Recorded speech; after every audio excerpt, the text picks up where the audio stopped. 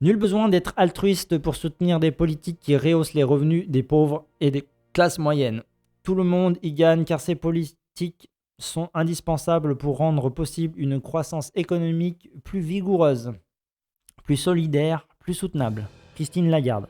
Ah, je me disais bien que ça me parlait, Christine Lagarde. FMI 2015. Donc Christine Lagarde, elle dit... Alors, pour ceux qui pensent que ça c'est de gauche, non, ça c'est pas de gauche. Hein. Là, on est en train de dire, pour maintenir le capitalisme et permettre en fait des gains supplémentaires dans le capitalisme, plus personne n'a besoin d'être altruiste pour régler le problème de la pauvreté. Nous savons que si nous faisons travailler des gens et qu'on leur fait gagner de l'argent, ils vont dépenser plus d'argent pour avoir une économie plus soutenable, plus solidaire. Bon, et en même temps, ça nous permettra d'avoir une croissance économique. Donc on reste dans l'idée du capitalisme, de la croissance, etc. D'accord ? C'est juste qu'aujourd'hui, maintenant, si on veut argumenter avec les plus capitalistes d'entre nous, d'entre eux, on a l'argument de, en fait, si vous donnez de l'argent aux pauvres, il y aura une croissance économique, il y aura un PIB plus grand, incroyable. Peut-être que ça serait intéressant, si vous voulez garder le capitalisme, hein, on dit ça comme ça. Hein. Donc peut-être dans un premier temps, c'est le côté un peu réformiste du truc. Pendant longtemps, nombreux sont les observateurs qui pensaient que la pauvreté était un dégât collatéral d'une activité économique dynamique et que lutter contre celle-ci pouvait entraver la croissance économique, comme l'exprime Christine Lagarde, ainsi que de nombreux dirigeants d'institutions internationales se basant sur des travaux d'économistes. Cette affirmation n'est pas corrélée empiriquement aujourd'hui. Il est donc efficace de contenir la pauvreté. Voilà, donc là on est sur l'efficacité, le fait de maintenir le capitalisme. Avant, on n'avait rien à foutre des pauvres parce que ça leur rapportait rien. Maintenant, on s'intéresse un peu plus aux pauvres parce que si on met de l'argent pour les plus pauvres, peut-être que les pauvres ils vont dépenser de l'argent et faire grossir le gâteau économique. Donc il y aura une croissance. Donc on s'intéresse un peu à eux. Mais c'est vraiment pour regarder, il n'y a aucune solidarité de fait, il n'y a aucun altruisme de fait, il n'y a aucune... on va dire une raison entre guillemets éthique ou morale, c'est pas pour ça, c'est parce que c'est intéressant économiquement d'éviter la pauvreté. Voilà. Mais voilà, demander à un capitalisme pourquoi il va aider les plus pauvres, c'est pour soit pour se donner bonne conscience, parce que ça arrive, mais c'est aussi parce que si ça a un intérêt économique, on le fait. Sinon, on s'en fout. On laisse les pauvres dans les bidonvilles. Voilà. C'est le même problème qu'avec l'esclavagisme. Quand on a réfléchi, est-ce que on détruit l'esclavagisme ? Il y en avait, c'était pour des raisons éthiques et morales. Et il y en avait d'autres, c'était, en fait, peut-être que si on n'a pas des esclaves et qu'on paye les gens, ils auront plus d'argent, donc on pourra créer plus de choses et les gens, ils pourront acheter ces choses-là. Ce qui veut dire que nous, on gagnera encore plus d'argent. Et voilà, c'est pas une histoire de « Ah, il faut lutter contre la pauvreté ». Il y a des gens qui pensent comme ça. C'est ainsi.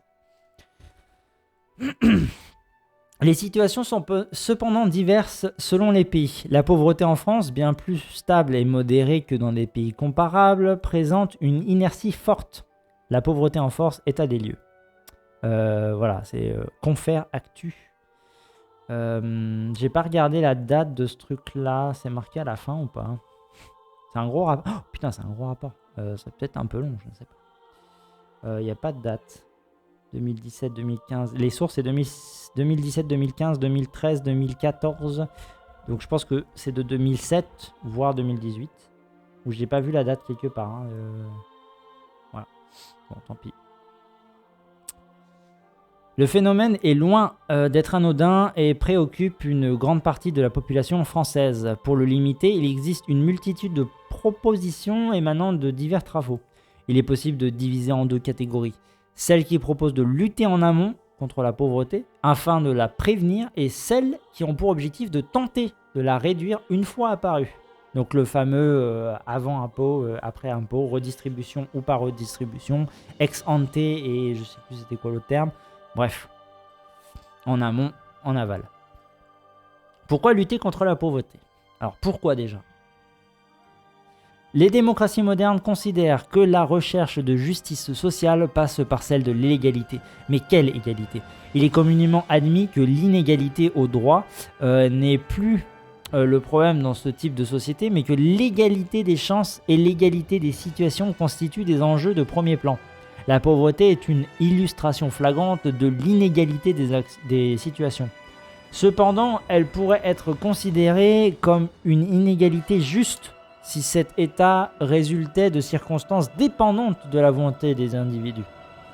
Ce n'est cependant généralement pas le cas. Les individus pauvres n'étant pas jugés responsables de leur situation, au moins en partie. On trouve ici une première justification des politiques de lutte contre la pauvreté. Une seconde peut prendre sa source dans le fait que la pauvreté pèse sur l'inégalité des chances. Les études montrant qu'un enfant pauvre ne dispose pas des mêmes probabilités que les autres d'accéder aux différentes positions sociales sont nombreuses. Donc là, on retombe sur Amartya Sen, prix Nobel 98, insiste notamment sur le problème, sur son problème dans ses travaux. La pauvreté, pour lui, ne peut être réduite à un manque de ressources monétaires du ménage. Doivent être considérés aussi les problèmes que cela engendre dans les différentes dimensions de la vie de la société, dans l'accès à l'éducation, la santé, le logement décent. La pauvreté ainsi définie réduit donc la liberté réelle, permettant à un individu de choisir le type de vie qu'il souhaite. Donc Sen évoque le concept A.Sen. Donc comment il s'appelle, on le dit Amartya Sen évoque le concept de capacité. La lutte, donc ça doit être de 2008 aussi, parce que c'est un peu le même genre de truc qu'on vient de lire. La lutte contre la pauvreté permet donc de favoriser l'égalisation des capacités. Les motifs de lutte contre la pauvreté pour des raisons de justice sociale sont nombreux, et ceux évoqués ci-dessous n'en représentent qu'un échantillon. La recherche de la justice sociale, si elle constitue un objectif en soi des démocraties, peut être complétée par des arguments relevant de l'efficacité économique. C'est ce qu'exprime la direction générale du FMI lorsqu'elle affirme que la valeur d'altruisme peut être une justification de la lutte contre la pauvreté, mais que les bienfaits en termes de croissance économique en sont tout aussi importants. Le dilemme équité-efficacité, postulé par Arthur Okun en 1975, semble donc avoir perdu de sa pertinence. Depuis les années 90, la théorie du ruissellement selon laquelle les inégalités aux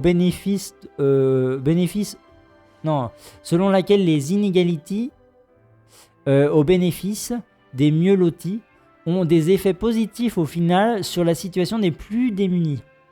Donc là, c'est l'histoire de croissance, que si le gâteau grossit, tout le monde va récolter les fruits du machin, parce que ça va ruisseler des riches vers les pauvres. Ce qui est totalement l'inverse, comme on a pu le voir ces dernières années. La prospérité ruisselle du haut de la pyramide sociale vers le bas, parce que les riches, on sait bien, ils apportent le travail et donc font gagner de l'argent. C'est peut-être le cas au début quand il y a des grandes sociétés qui employaient des gens et que les gens ils étaient vraiment pauvres. Maintenant que les gens sont quasiment tous employés, puis en fait ils ont perdu leurs emplois avec les années, forcément ça a fait le contraire du coup. De nombreuses études tendent à mettre en avant la corrélation entre inégalité et croissance économique, faisant émerger des arguments selon lesquels des écarts de revenus et de patrimoine trop importants peuvent être nocifs pour la dynamique économique. C'est sûr que quand les pauvres ils n'ont pas d'argent, ils ne peuvent pas dépenser l'argent. Et comme on fonctionne sur un système de consommation pour créer des emplois, pour gagner de l'argent, créer des emplois, gagner des bénéfices, etc., s'il y a plus de gens, si une partie des gens sont pauvres et n'ont plus accès à ces trucs-là, il n'y a plus de dépenses dans ces choses-là. L'Organisation de coordination et de développement économique, OCDE, a récemment révélé à travers une étude que toute amplification des inégalités économiques faisait chuter la croissance économique. Une aggravation des inégalités de 3 points de Gini, soit la moyenne des pays de l'OCDE pour les 20 dernières années, fait perdre 0,35 points de croissance par an sur 25 ans, soit une perte cumulée du PIB de 8% à terme. Donc là, on est vraiment sur l'économie telle qu'elle fonctionne actuellement. S'il y a des inégalités, si on fait réduire le bien-être. Donc Gini, c'est le truc qui calcule les niveaux de bonheur, je crois, dans une société. Et donc si on perd ces 3 points-là, on va perdre en plus des points de croissance. Donc là, on est vraiment sur la statistique, sur... voilà, vous voyez, déjà, pour l'économie, pour le fonctionnement du capitalisme, il faut réduire ce truc-là parce que sinon, on perd de l'argent. Ça peut être un argument, je veux dire, quand on vit dans une société comme ça, là, il faut utiliser ce genre d'argument pour dire au capitalisme, voilà, faites quelque chose contre la pauvreté, vous voyez bien que vous perdez de l'argent, bande de cons. Alors que si vous aidiez les pauvres, bah, vous gagneriez de l'argent en général, quoi, en fait. Regardez, le PIB, il grossit. Si on s'astreint qu'à ça, hein. Pour la plupart des pays, le taux de croissance du PIB entre 90 et 2010 aurait été meilleur si les inégalités de revenus n'avaient pas évolué en 85 et en 2005. Impact de l'inégalité négatif pour 16 pays sur 19. Conséquences estimées de l'évolution des inégalités de 85 à 2005 sur la croissance cumulée ultérieure de 90 à 2010. Ton en croissance. Alors, donc on a impact de l'inégalité. Donc, on a sans impact de l'inégalité. Donc s'il n'y avait pas l'inégalité, on serait là. On serait sur ce machin bleu. Voilà. Donc ça c'est pour tous les pays. Donc on a dit entre 85. On a l'inégalité c'est 85-2005 et la croissance cumulée 90-2010. Donc en Irlande, c'est en taux de croissance, on aurait 62% de plus de croissance. Au Royaume-Uni, s'il n'y avait pas les inégalités, on aurait 50% de croissance en plus.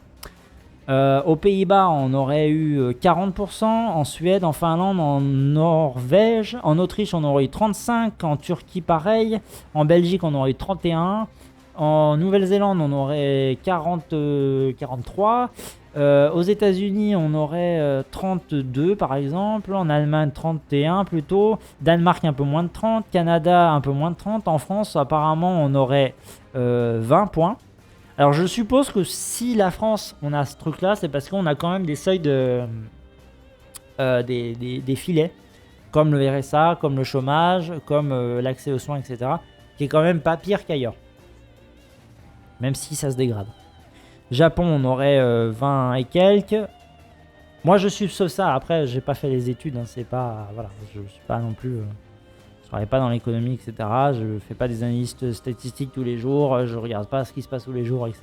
Donc, évidemment, c'est de la spéculation. Mais je pense qu'il y aurait sûrement des économistes qui se seraient penchés sur la question. Et a priori, sur des trucs que j'ai déjà vus, etc., on parlait que le filet social existant en France a déjà réduit les crises, en fait. Le fait qu'il y ait un matelas pour éviter un choc pendant les crises, le fait que les plus pauvres ne tombent pas dans une précarité extrême, ça a permis d'éviter d'avoir une crise beaucoup plus forte. Elle aurait été plus forte sans ces filets. Et pourtant, on continue de le détruire petit à petit. Alors que ce truc-là nous prémunit des crises. Alors qu'on sait que dans le capitalisme, des crises, il y en a tout le temps. Surtout quand on a un système de double banque, d'une banque qui fait et de la spéculation et de la banque de dépôt, etc. Quand on mélange les deux et qu'on libère les flux à l'international et qu'on permet de la spéculation à tous les niveaux, on sait que le capitalisme produit des crises régulièrement à cause de ce genre de choses. Parce qu'il y a de la spéculation sur tel produit, sur l'immobilier, sur plein de choses. Et du coup, le fait d'avoir des bulles spéculatives, au bout d'un moment, ça explose. Parce qu'en fait, un truc que tu vends très cher, en fait, on se rend compte que ce truc-là, personne n'en veut, c'est beaucoup trop cher. Et au bout d'un moment, on dit, ah bah personne n'en veut, donc merde. Et bah du coup, le prix de ce truc-là, il baisse d'un coup, drastique. C'est-à-dire que les gens qui ont mis de l'argent sur le tapis régulièrement en s'achetant un truc, qui se rachètent, toujours plus cher pour augmenter les marges qu'on dégage en faisant de la vente sur ces trucs-là, au fur et à mesure, ça monte, et au bout d'un moment, plus personne ne veut l'acheter. Voilà. Et donc du coup, bah, le dernier mec, celui qui a acheté ça pour très cher, eh ben, il peut pas gagner de l'argent sur ce truc-là parce qu'il pourra pas le vendre plus cher. Et donc du coup, bah, c'est un drame. Et c'est ce qui arrive avec les banques, etc. Parce qu'ils font exactement ça, en fait. Ils font de la spéculation. Le principe de la spéculation, c'est ça. Je mets des actifs sur ça, des actifs sur ci, j'achète plein de trucs. Je revends quand c'est un peu plus cher et machin. Je m'amuse à faire ça, je fais monter les prix, etc. Et au bout d'un moment, t'arrives à des prix qui sont absurdes. Et donc tu perds de l'argent parce que tu peux plus le vendre au-dessus. C'est trop absurde en fait. Et c'est ça qui fait que à un moment, il y a le mec qui a mis de l'argent en jeu, il a perdu. Voilà. Et ce mec-là, normalement, devrait t'impacter à lui, tout seul. Sauf que comme on a les banques qui s'occupent de tout ça, les banques, les BlackRock, les fonds de spéculation, etc., ça veut dire beaucoup d'argent en jeu. Et s'il y a une erreur massive sur un truc, c'est une erreur massive sur tout le monde. Et après, il y a une non-confiance entre les banques parce que lui, il a fait un crack, machin, il va plus d'argent, etc. Ça fait des blocages. Et puis après, tu arrives à des crises où effectivement, on prête plus d'argent. Les banques veulent plus se prêter entre elles, machin. On est obligé de renflouer avec la dette d'État les conneries qui ont été faites du côté privé sur les banques, etc. Voilà. Bon, je suis encore en train de dériver, mais vous avez compris. Donc là, on était sur une source de 2014. Hein. Ouais, donc vous imaginez bien que les inégalités qui sont en train de grimper font perdre du taux de croissance et du PIB, en plus de la crise de Covid et puis la crise de l'économie qui arrive, la vague qui arrive après le Covid. Donc toutes les entreprises, je sais pas, des cafés, des machins qui vont fermer parce qu'ils n'ont plus d'argent, parce qu'ils n'ont pas de clients. On a parlé des cinémas là tout à l'heure qui donnent des places gratuites parce qu'ils ont tellement personne, et voilà. Enfin, vous avez compris. La Nouvelle-Zélande est sans conteste le pays d'échantillon qui a le plus perdu en croissance en raison des inégalités. Le PIB par habitant a augmenté de près de 28% entre 1990 et 2010, alors qu'il aurait pu le faire de 43% si les inégalités n'avaient pas augmenté. Donc on aurait doublé le PIB par habitant. En France, les inégalités contenues ont au contraire participé à l'amélioration de la croissance économique. Donc voilà, là, ce que j'étais en train de vous dire, en fait, il suffisait juste de lire l'article. Voilà, les inégalités qui sont contenues en France par des systèmes, des mécanismes, etc., ont évité justement une perte de croissance plus élevée. Donc on a, nous, si on n'avait pas nos trucs là, on serait peut-être, au lieu d'être à 20%, on serait peut-être à 40%. Voilà. C'est-à-dire qu'on aurait perdu, il y avait ça qu'on aurait pu gagner, puis finalement non. À cause des inégalités. C'est-à-dire qu'aujourd'hui encore, rien que d'un point de vue sur la société telle qu'elle est, sur l'économie telle qu'elle est, on devrait lutter contre la pauvreté beaucoup plus effectivement et mettre de l'argent et des moyens pour ça. Parce que ça va nous rapporter de l'argent, ça va nous rapporter de la croissance de faire ça. Pour l'OCDE, dans un cadre proche de celui de la théorie de la croissance endogène, cette corrélation s'explique par le fait que des individus pauvres et même au-delà, pour les 40% aux personnes les plus faibles en revenus, peinent à investir dans leur éducation, ce qui limite leur possibilité de s'instruire et entrave leur mobilité sociale. Au niveau macroéconomique, le niveau d'investissement est plus faible et le stock de capital humain inférieur à une situation optimale, ce qui limite la productivité et par conséquent la croissance économique. Certains économistes mènent le même raisonnement en matière de santé et ajoute que des problèmes de criminalité et d'insécurité pourraient émerger, contraignant ainsi aussi la création de richesses. Donc là, on est sur un sujet qu'on n'a pas évoqué, mais la pauvreté mène à de la délinquance, de la criminalité et à de la sécurité. Voilà. Et on a aussi parlé de la santé juste avant. Ça veut dire que quand vous êtes pauvre, que vous ne trouvez pas un emploi de qualité, bien payé, stable, etc. Pas tout le monde, pas moi, mais pas tout le monde. Mais il y a des gens qui ne vont pas supporter cette pauvreté. Et s'ils ont une opportunité de gagner de l'argent, qui n'est pas le travail habituel, les emplois, mais une autre façon de faire. Donc il y en a, ils vont essayer de créer leur propre entreprise pour créer des nouveaux revenus avec les moyens du bord et ils gagnent que dalle. Et il y en a, ils vont se tourner vers les mafias de la drogue, je sais pas, la prostitution aussi, on avait parlé de ça, de la prostitution et de la drogue. C'est un moyen de gagner de l'argent quand on n'a plus rien d'autre, en fait. Donc voilà, il y a ce genre de choses. Et ça peut engendrer de la criminalité, parce qu'on fait gagner, en gros, la mafia, la mafia, les gangs de la drogue. Ça les renforce. Ils ont une position plus forte parce qu'ils ont plus d'argent.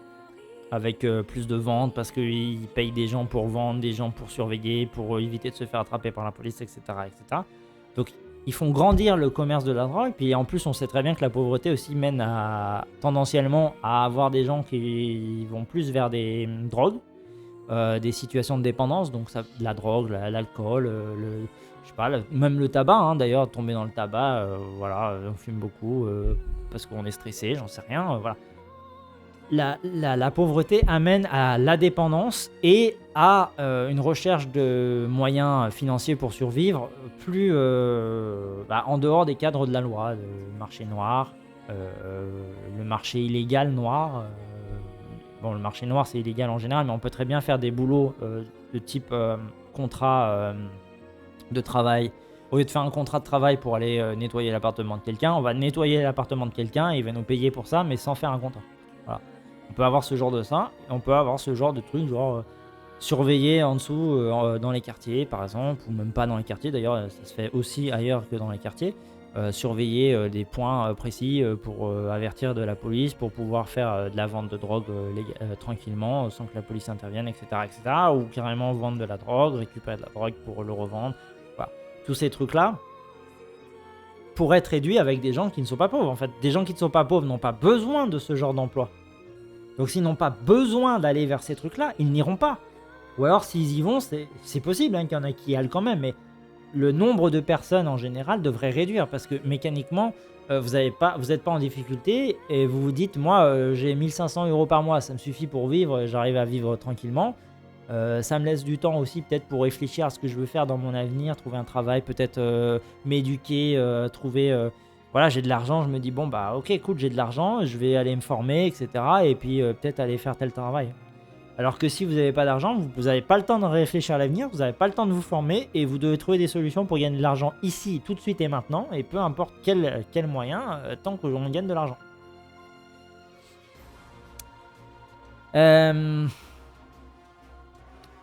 On en était à les études du FMI parviennent à une conclusion similaire, Lagarde 2015. Selon l'institution, une hausse de 1 point de PIB du revenu des plus pauvres et des classes moyennes engendre une augmentation de la croissance économique pouvant aller jusqu'à 0,38 points de PIB sur 5 ans, alors qu'une hausse des revenus des plus riches de même valeur diminue la croissance de 0,08 points de PIB. L'explication avancée par le FMI, complémentaire de celle de l'OCDE, qui met en avant des facteurs d'offre, se focalise plutôt sur les facteurs de demande. Les personnes pauvres présentant une proportion moyenne à consommer plus élevée convertiraient tout le gain de revenus en consommation, alimentant la demande globale, ce qui favoriserait la croissance économique.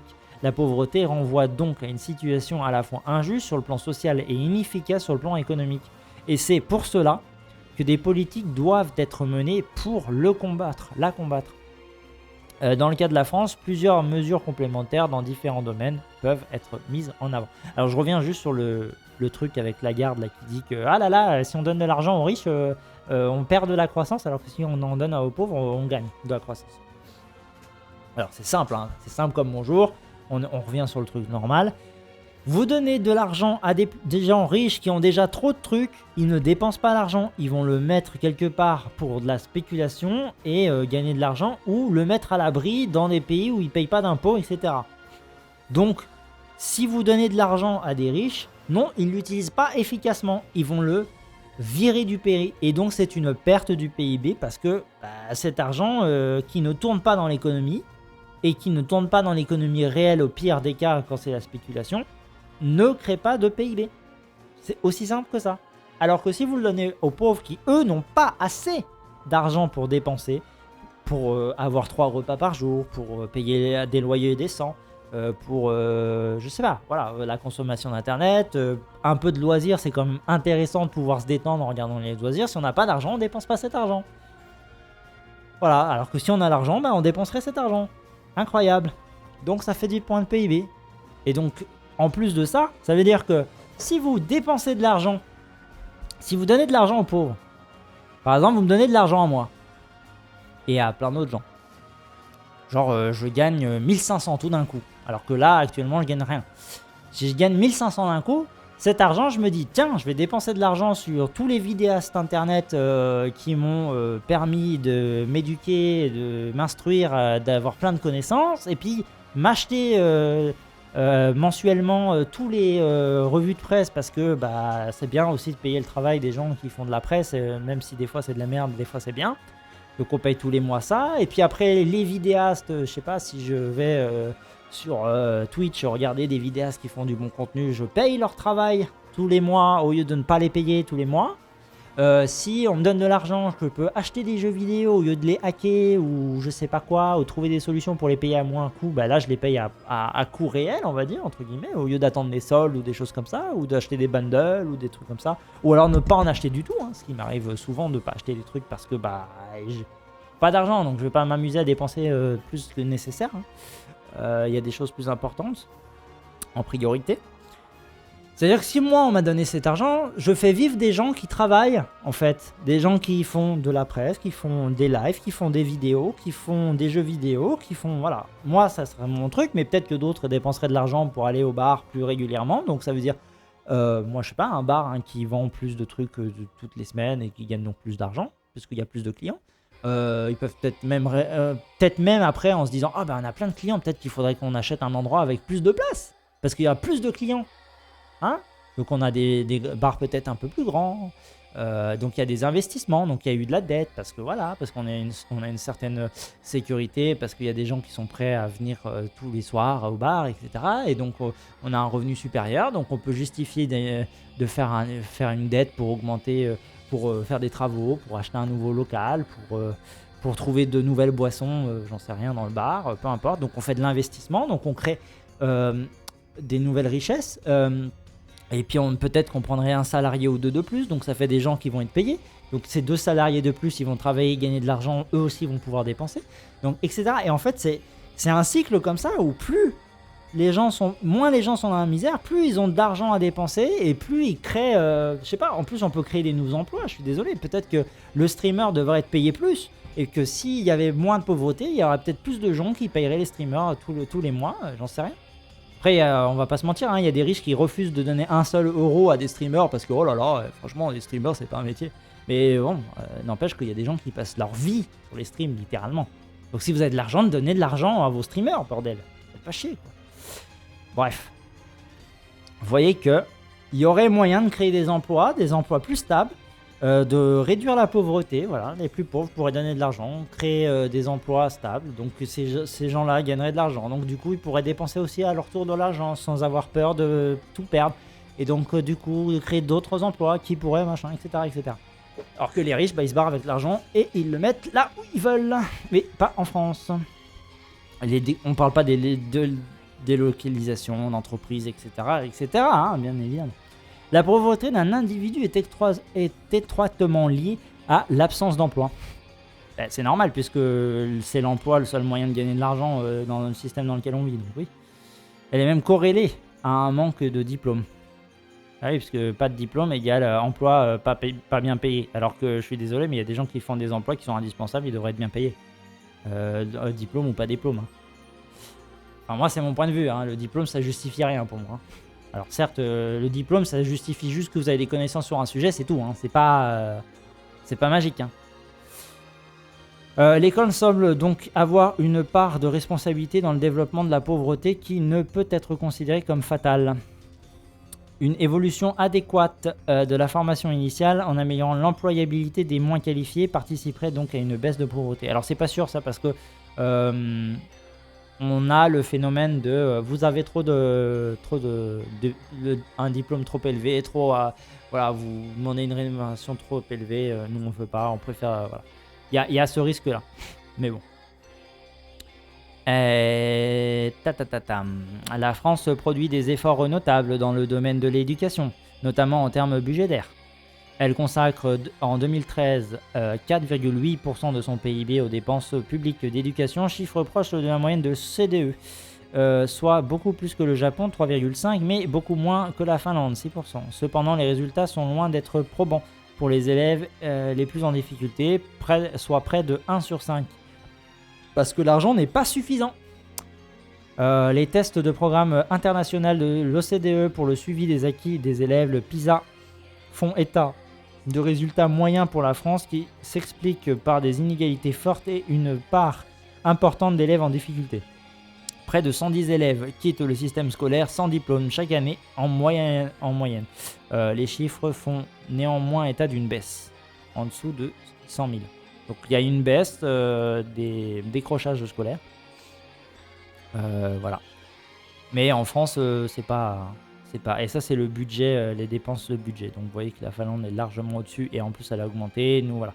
Mais dépenser de l'argent ne suffit pas. Hein. Il faut aussi. Parce qu'on peut dépenser de l'argent, effectivement. Ça permet... En général, si tu mets de l'argent sur la table, bon, a priori, tu attires quand même. Comment dire, des niveaux de qualification peut-être plus élevés. Tu attires des financements. Le financement veut dire emploi supplémentaire, donc probablement, je sais pas, une réduction de la taille des classes, des trucs purement mécaniques, puis aussi des trucs purement pas mécaniques du coup. Hein, genre, ça peut attirer des professeurs plus motivés, donc du coup, ils vont mieux faire leurs cours. Mais c'est pas parce qu'on donne de l'argent que ça va être forcément positif. On peut aussi mettre de l'argent sur la table et prendre des mauvais professeurs, mal les former. Voilà, il faut aussi cibler ce qu'on veut. C'est-à-dire que si on veut que nos professeurs fassent une bonne éducation aux élèves, il faut déjà qu'eux-mêmes soient bien formés.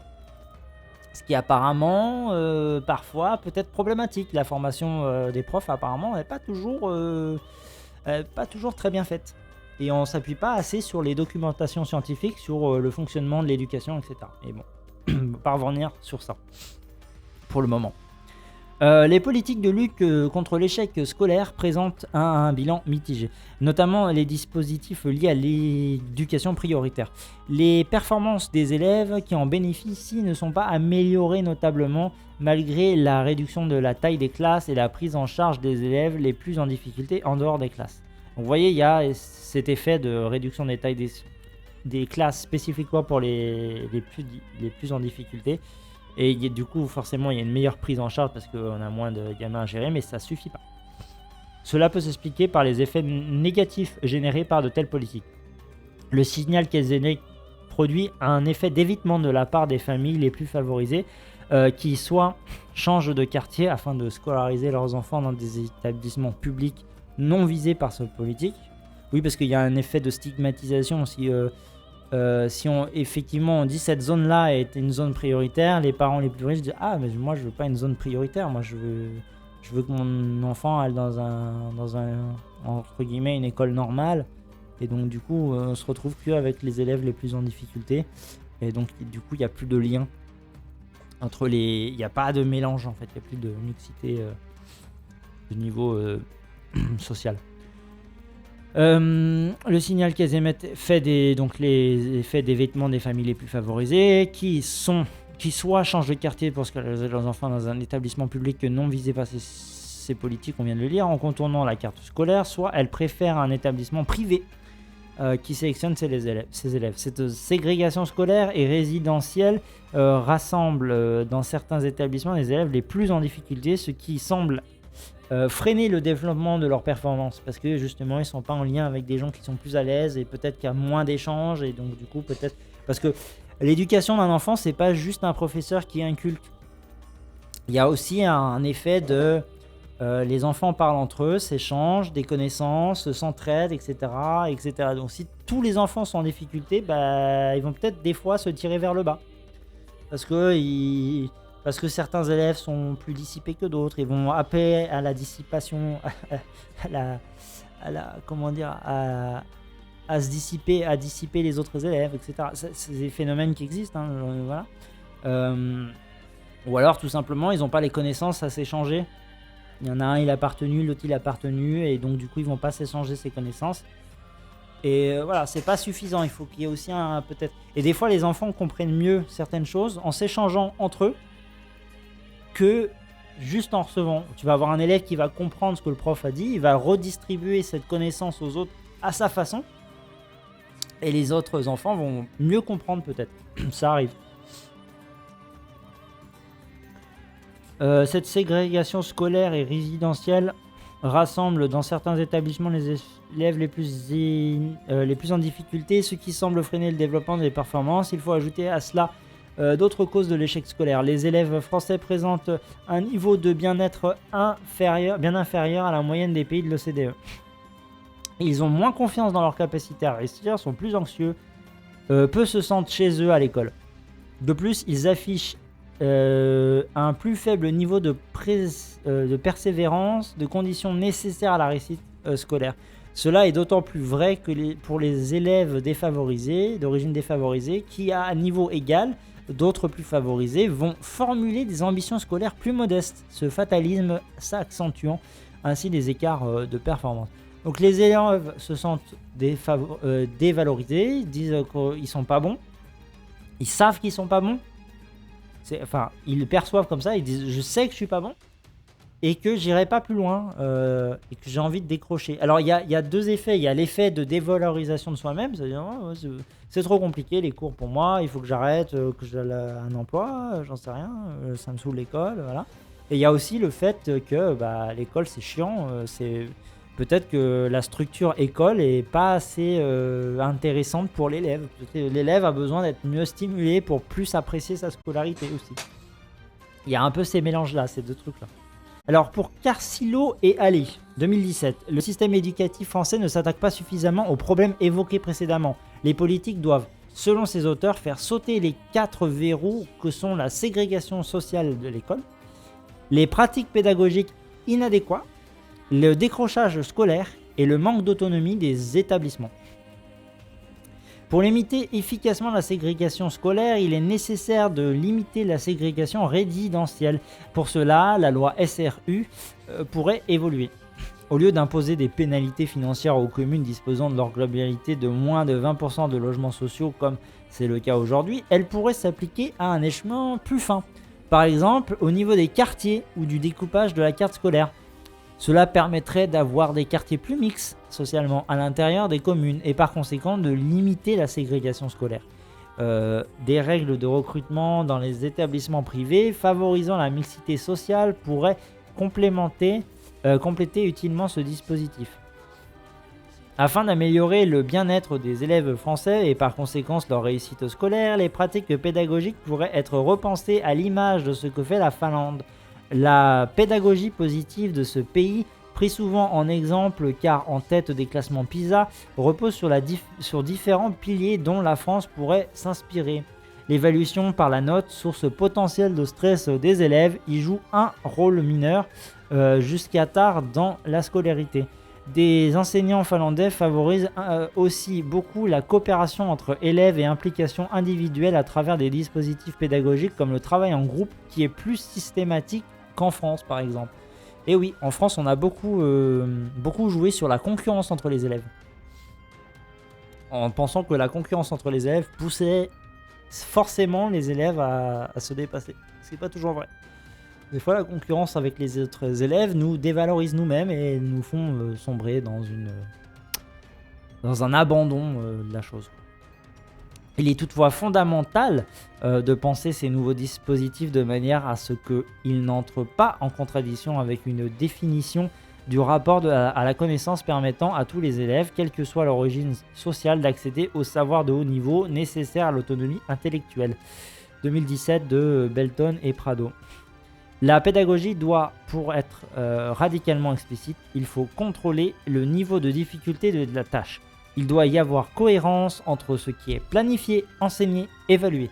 On rappelle les connaissances antérieures, les objectifs d'apprentissage, il faut du modelage, l'enseignant raisonne à haute voix, de la pratique guidée, l'enseignement explique pendant que les élèves sont au travail, de la consolidation des devoirs, des révisions hebdomadaires. Le bout important, c'est la pratique guidée, le questionnement des élèves pendant le travail. Donc là, on revient sur le côté aussi un peu sociologique, c'est-à-dire qu'il faut... Alors déjà, il y a la science de l'éducation, donc comment on fait passer des idées, comment on fait retenir des idées, etc. Comment on éduque, tout simplement, comment on forme les élèves. Donc par un truc actif, par un truc... on rend les élèves actifs, on rappelle on fait des rappels sur les connaissances de base pour qu'elles restent ancrées dans le cerveau. Voilà, il y a tout un tas de choses comme ça qui sont importantes. Et donc on s'appuie sur des connaissances scientifiques de l'éducation et sur la sociologie aussi. Quelles sont les difficultés de voilà, ce genre de choses.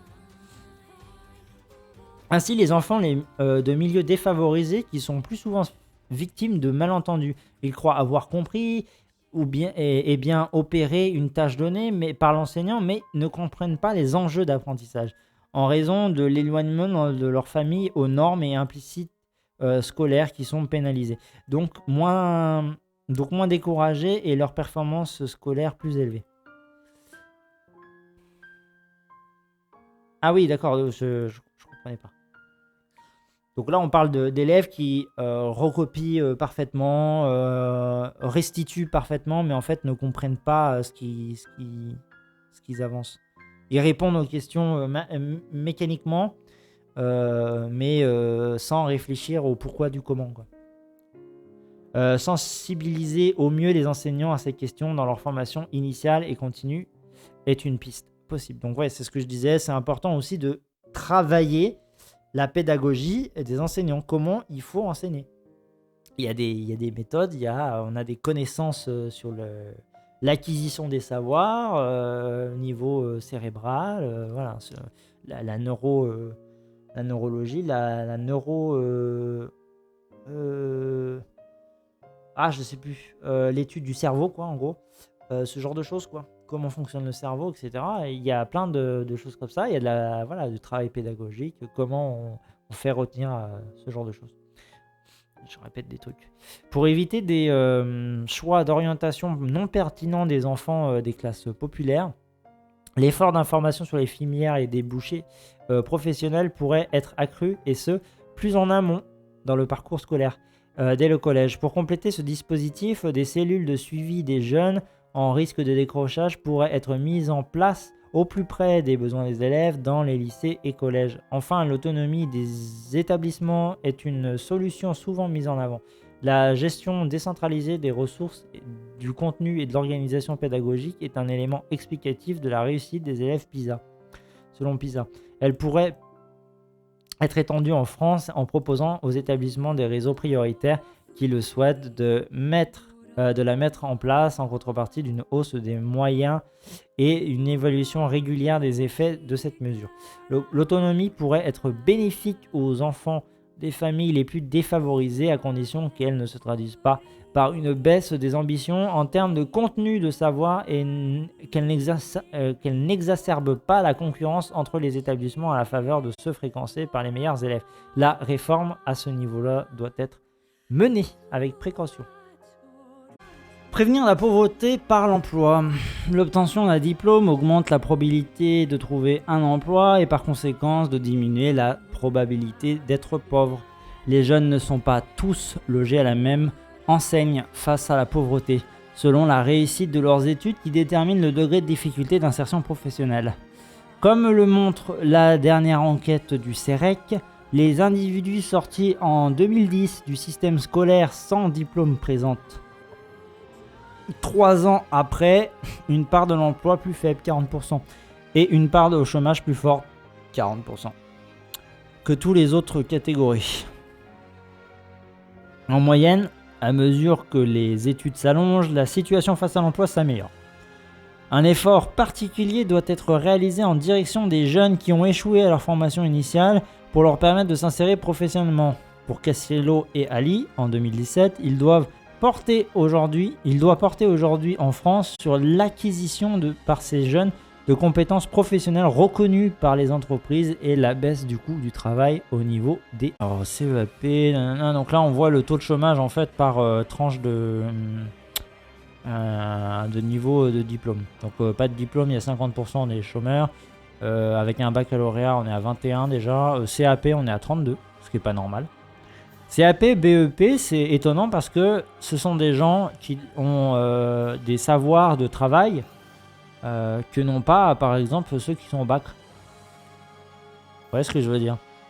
Normalement, quand on a un CAP, BEP, Ça peut être en menuiserie, ça peut être en commerce, ça peut être machin. On a des compétences, on a des savoirs, des capacités, de la technique. Donc on est censé être mieux employé normalement. Donc bon, c'est bizarre. Après le baccalauréat, ce qui nous évite peut-être de trop tomber, c'est peut-être le fait de continuer en fait dans l'éducation. C'est vraiment... ouais. Et après, bac plus 5, etc. En fait, plus on est haut en catégorie, voilà, moins on est assujetti au chômage, au risque de chômage, au risque d'inactivité, etc. Et forcément, quand on a beaucoup de savoir et de connaissances et un haut niveau d'études, derrière, on ne reprend pas d'études ou de formation. Très peu. Pour aider ces jeunes, il est nécessaire de combler leur déficit de qualification et de leur permettre d'acquérir une certaine expérience professionnelle. Il existe en France la garantie jeune depuis 2013, généralisée en 2017, dont l'objectif est d'accompagner étroitement, de les accompagner étroitement en leur permettant de se remettre à niveau en garantissant un revenu. Il est encore trop tôt pour évaluer l'efficacité du dispositif actuel, mais il pourrait être amélioré en développant les formations apprentissage et formations de deuxième chance. L'apprentissage est encore peu développé en France par rapport à des pays comme l'Allemagne, par exemple. Seuls 5% des jeunes de 15 à 29 ans y sont apprentis, tandis que 15% le sont chez nos pays voisins d'outre-Rhin. Donc il y a une grosse différence quand même. De plus, il cible mal les jeunes sans diplôme en bénéficiant plutôt à ceux qui ont déjà un et malgré son efficacité pour l'insertion professionnelle. Il véhicule une mauvaise image de la France. Voilà. Donc c'est vrai qu'on a un vrai problème de vision. Alors c'est peut-être un peu moins le cas, je ne sais pas, avec les emplois de type... avec les diplômes de type alternance, les apprentis, ce genre de choses. CAP, BEAP, je crois qu'il y a beaucoup d'apprentis, ce genre de trucs. Et du coup, c'est mal vu en plus. J'ai compris que via les stages et alternances, le jeune va gagner en compétences et l'entreprise ne sera pas sous les charges du gagnant-gagnant. Ah oui, ok. Favoriser l'alternance et machin, et il y a des défiscalisations pour ceux qui prennent des jeunes dans l'entreprise. Je vois ce que tu veux dire, Alpha Beta. Il est encore trop tôt pour évaluer l'efficacité du dispositif actuel, mais il pourra être amélioré en développant les formations en apprentissage et les formations de la seconde chance. Après, moi, j'ai toujours un peu de mal avec l'idée de... parce que je l'ai vécu aussi, CAE, pourquoi pas. Pourquoi pas. On est payé correctement pour un contrat, même si c'est l'État qui nous paye plutôt que l'employeur. Mais bon. Après, voilà, c'est pas censé durer, c'est limité, etc. Par contre, je suis vraiment gêné avec tout ce qui est service civique et en machin. Ça me dérange un peu plus dans le sens où ça dépend le truc que l'on met en avant, genre l'alternance, je crois que c'est assez bien payé, l'apprentissage peut-être moins, les stages pas du tout, quoi. Enfin, les stages, c'est vraiment... Il y a un manque de valorisation avec ces trucs-là qui me gêne un peu. Après, je peux comprendre que pour donner des chances plus directes à des gens qui n'ont pas forcément la qualification, c'est forcément, on peut pas forcément trop bien payer, mais est-ce qu'on pourrait pas compenser le manque de revenus avec autre chose, quoi. Ouais, apprentissage entre guillemets, ouais. Oui, parce que des fois, il y a des apprentissages où effectivement, tu travailles plus tôt, hein, et tu apprends pas tant que ça. Et effectivement, ouais, ça, je pense que ça dépend des cas. Là, je t'avoue, je connais beaucoup moins la situation, parce que je ne l'ai pas vécu, moi, l'apprentissage, etc. J'ai eu le service civique, moi. Le service civique, honnêtement, c'est de la merde. Je pense que c'est pire que tout, que c'est pire que l'apprentissage, c'est pire que l'alternance, parce que voilà, on te promet des trucs, puis en fait, il se passe pas grand-chose à l'intérieur, t'es vraiment sous-payé, et... Bon, voilà, quoi. Mais bon. Il y a des problèmes à ces niveaux-là, je pense qu'il y a des trucs à régler. Qu'on ait des emplois un peu moins payés parce qu'on est jeune, c'est à peu près normal dans l'idée. Parce qu'on débute, parce qu'on a besoin d'être un peu assisté. Et normalement, voilà, en tout cas, normalement, on est censé être un peu assisté et apprendre des trucs au truc. Et puis, si on est renouvelé derrière, après, on est bien payé normalement parce qu'on a enfin les compétences et savoirs. Voilà. Mais des fois, il y a des abus, il faudrait faire gaffe à ces abus. Voilà, il y a tout un tas de trucs autour de ça où il y a beaucoup de choses à régler. On en était où? On a dit que le coût... Non, on n'a pas dit ça. Il véhicule une mauvaise image. Une réforme pertinente pourrait passer par une refonte complète de son mode de gouvernance, en mieux identifier en amont les jeunes qui pourraient bénéficier de l'apprentissage grâce à des missions locales, en opérant une remise à niveau préalable de connaissances grâce à des filières dédiées dans le système scolaire, et en diminuant le coût de l'embauche de ces jeunes pour les entreprises. Le coût de ces mesures serait de l'ordre d'1 milliard d'euros. Bon. Je rappelle que l'article il commence à dater un peu aussi. Dans l'idée, je disais l'autre jour, qui est disponible dans la rediff, etc. Je parlais des missions locales. Alors je sais pas s'il y en a eu qui ont eu affaire à la mission locale ou quoi, mais entre Pôle emploi, l'assistante sociale et les missions locales, j'ai eu une chance incroyable en mission locale de rencontrer une femme incroyable. Pour moi, elle est admirable. Je sais pas si c'est le cas partout dans les missions locales, mais je trouvais que niveau mission locale, le travail était bien mieux fait que dans le chômage où on veut te rendre autonome de ta recherche et on te laisse dans ta merde en fait. Et le truc social où on te rabaisse, on te prend pour un moins que rien et on te fait signer des trucs voilà, sans t'aider vraiment, on n'écoute pas tes projets. Moi, quand je suis passé par la mission locale à l'époque, c'était vraiment incroyable, quoi. La nana, elle dégageait une forme, une motivation à t'aider. Elle te poussait à chercher des trucs. Elle était là derrière toi en assurance et tout. C'était incroyable. C'était incroyable. Moi, mission locale, j'en aurais pour toute ma vie. J'en aurais toujours une très bonne vision avec ce truc-là. Après, faudrait que je puisse avoir les expériences de ceux qui ont vécu la mission locale, et je suis sûr qu'il y en a qui l'ont mal vécu, mais quelle est la proportion de gens qui l'ont mal vécu par rapport à la proportion qui ont mal vécu le chômage ou qui ont mal vécu le RSA et donc l'assistante sociale, etc.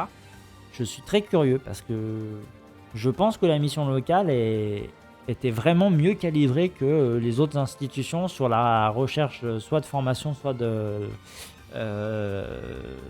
formation ou de recherche d'emploi, hein. Et qu'on prenait en compte votre parcours, on vous trouvait des solutions, des moyens et tout, malgré on va dire les moyens rustiques parfois. Quand je regardais l'informatique, j'avais envie de pleurer parce qu'ils étaient vraiment d'un autre temps, leurs ordinateurs, avec leur vieux système merdique pour noter des trucs. Puis des fois fallait, voilà, c'est toujours le côté administratif où vous remplissez des trucs des fois qui sont un peu hors case, bon voilà, mais ils se démerdaient bien avec ça. C'était vraiment pas mal. En mission locale, moi j'en ai vraiment une bonne... Voilà, vous avez compris. Les écoles de la seconde chance complètent déjà ces mesures pour ceux qui sont passés à travers les mailles et l'apprentissage en leur proposant une formation intensive de 6 à 12 mois qui porte tout autant sur les savoir-faire que le savoir-être afin de leur permettre d'acquérir des compétences sociales et techniques nécessaires à toute intégration en entreprise. Le nombre de places est cependant insuffisant. Aujourd'hui, il y a 15 000 disponibles alors qu'il y a 110 000 jeunes. C'est toujours le même problème en France, hein. Il y a un problème, et pour résoudre le problème, on est toujours sous-doté, hein. Le chômage, il y a pas d'emploi, mais il y a plein de chômeurs. Voilà. Là, on a plein de jeunes, mais ils n'ont pas de solution pour régler le problème. Enfin, c'est vraiment, c'est toujours la même chose en France, hein. Vraiment. Donc 110 000 jeunes sortent chaque année du système scolaire sans diplôme, comme nous l'avons vu. Il conviendrait de les augmenter substantiellement. Les triplés reviendraient à faire un effort de 600 millions d'euros par an. Il est aujourd'hui je suis parvenu sur le savoir-être et le savoir-faire. Alors savoir-faire, ça me gêne pas. Savoir-être, moi je trouve qu'il y a des patrons qui devraient apprendre le savoir-être aussi, hein. Genre pas mettre la pression sur leurs salariés, pas être sournois, pas utiliser des méthodes de harcèlement, ce genre de choses, hein. Le savoir-être. C'est pas toujours à l'employé d'avoir un savoir-être, hein. Et il serait aussi temps parfois que certains savoir-être évoluent, parce que il y a des normes sociales qui sont dégueulasses, hein, ou qui sont totalement stupides aussi, on va pas se mentir. Alors c'est mon avis subjectif, mais il y a des trucs genre on te juge parce que tu portes tel truc, on te juge parce que t'es habillé de telle façon, va bien te faire... Voilà, hein, société. Il est aujourd'hui accepté que l'emploi des personnes peu qualifiées est particulièrement sensible au coût du travail.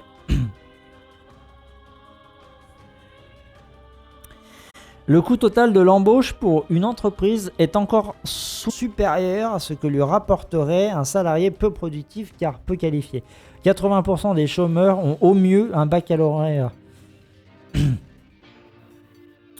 Les estimations révèlent en moyenne pour la France qu'une baisse de 1% du coût du travail se traduirait par une hausse de 1%. Oh là là. Ouh là là. Baisser le coût, donc c'est bien ce que j'avais compris, hein. Baisser le coût du travail au niveau des salaires les plus bas reviendrait alors à supprimer une barrière à l'emploi des moins diplômés, notamment dans le secteur des services aux personnes et aux entreprises. Les cotisations de sécurité sociale employeurs demeurent élevées en France par rapport à ceux de l'OCDE, malgré la multiplication des mesures pour diminuer les bas salaires, allègements généraux sur les bas salaires, crédit d'impôt de la compétitivité et emploi et baisse des cotisations familiales du pacte de responsabilité. Il reste encore aujourd'hui près de 6 points d'allègement potentiel pour le SMIC brut, pour que le SMIC brut représente l'équivalent du coût du travail pour un employeur. Une diminution du coût du travail est donc encore possible qui pourrait s'accompagner de la fusion des différents dispositifs, le CICE se transformant en baisse de cotisation patronale pérenne et d'un ciblage plus fin sur les salaires les plus bas. De plus, il semble souhaitable d'augmenter le point de sortie des allègements de 1,6 à 1,9 du SMIC afin d'éviter les trappes à bas salaire. Alors là, on n'est pas du tout d'accord. Mais alors, pas du tout. En plus, par rapport à tout ce qu'on a dit juste avant, c'est absolument stupide. C'est-à-dire que pour faire rentrer des gens dans l'emploi, ils veulent baisser le SMIC. C'est-à-dire qu'on fait travailler des gens pour moins cher. Et donc du coup, ils sont moins bien payés. Et donc du coup, ils ont moins d'argent à dépenser. C'est stupide.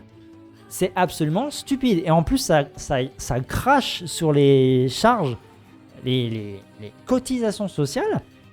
Là, on est à l'envers de ce qu'on a dit au début. C'est bien au début qu'on a parlé de réduire les inégalités, non? C'est incroyable. Là, pour moi, il y a un problème sur ce paragraphe. Hein. Je ne sais pas ce que vous en pensez, mais ils appellent ça le coût du travail, les fourbes. Ils ne parlent plus de chômage, de charges. Ah ouais, c'est ça, le coût du travail, c'est... le coût du travail, c'est un mélange de charges et du prix de la masse salariale. C'est... ouais. C'est parce que, évidemment, un salarié que l'on paye pour son travail, c'est un coût pour le travail. Ça, c'était les... Alors, ça se dit moins, je crois, aujourd'hui. Hein. Je pense que ça a été un peu refourgué au placard. Mais on sent dans quelle époque ça s'inclut, ça. Hein.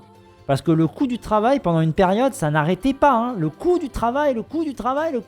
Et en plus, là, on parle de le CICE. On a vu à quel point le CICE, c'était une réussite. Hein, n'est-ce pas? Le CICE est toujours en application et c'est une merde incroyable. Et en plus, c'est contradictoire avec ce qu'on a dit juste en haut. On disait, oui, il faut éviter de donner de l'argent aux plus riches. Je crois que c'est là-dedans qu'on avait dit ça. Ou peut-être c'était l'article précédent. Je sais plus. Je crois que c'était là-dedans. Donc on nous disait, le CICE, il faut pas le donner parce qu'on le donne à des entreprises qui sont déjà ultra riches. Et à des putains de riches qui défiscalisent, qui font... qui délocalisent, tout ce que vous voulez.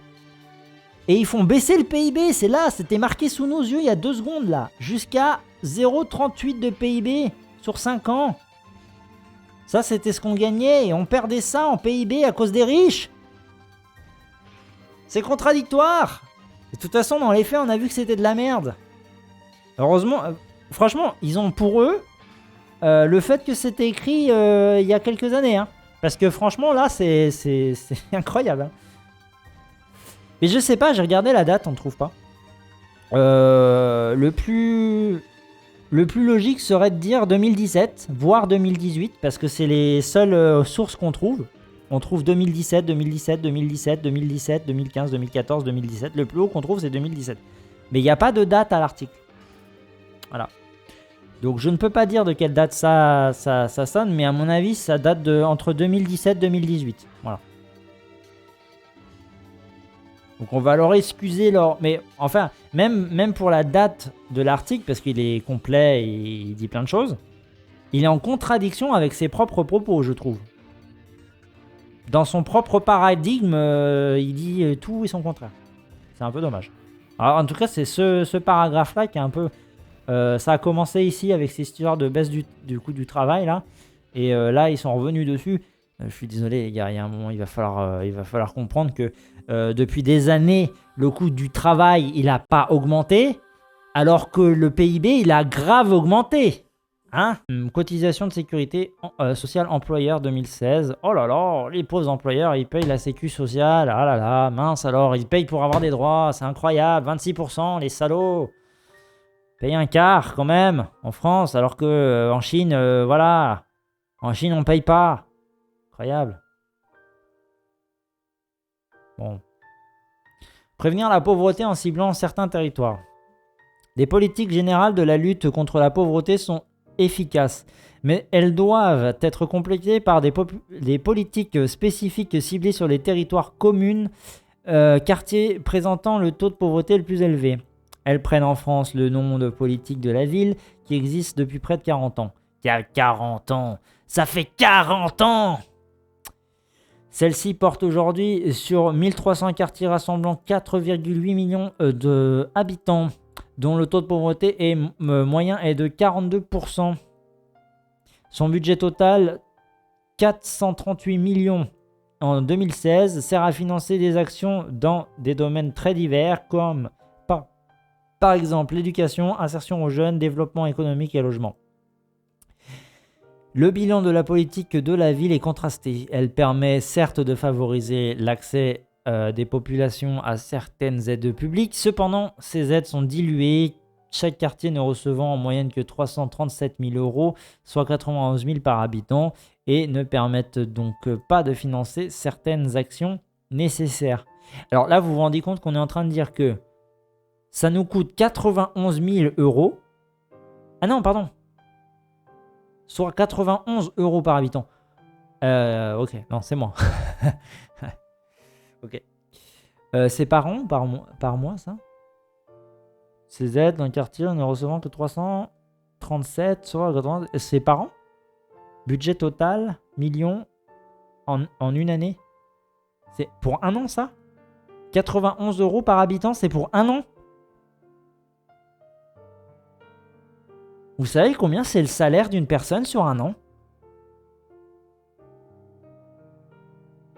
Parce que 91 euros par habitant pour les gens les plus défavorisés, c'est un crash à la gueule là, à ce niveau-là. Hein. Excusez-moi. Hein. Et une personne au SMIC qui touche plus de 12 000 euros par an. Hein. Donc mettre 91 euros, enfin vraiment, c'est vraiment la politique du j'en fais le moins possible. Hein. C'est honteux.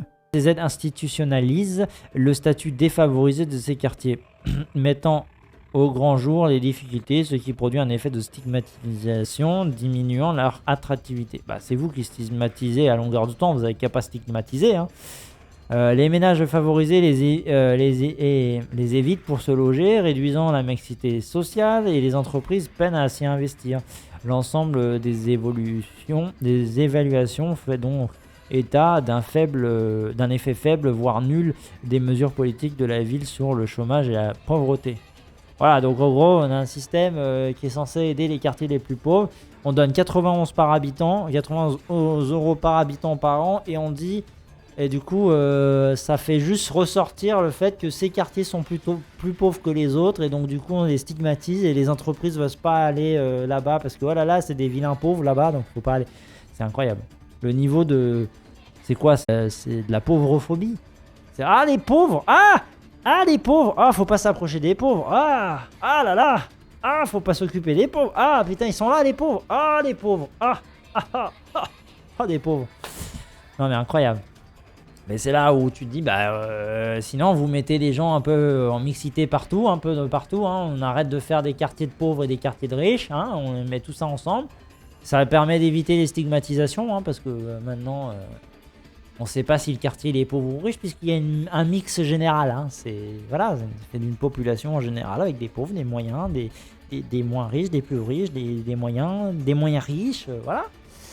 Et après, les aides, elles sont individualisées, personnalisées, ce que vous voulez, collectivisées aussi si vous voulez, mais elles se font à l'écart des regards des stigmatisants, parce que c'est les riches qui stigmatisent les pauvres, toujours. Hein.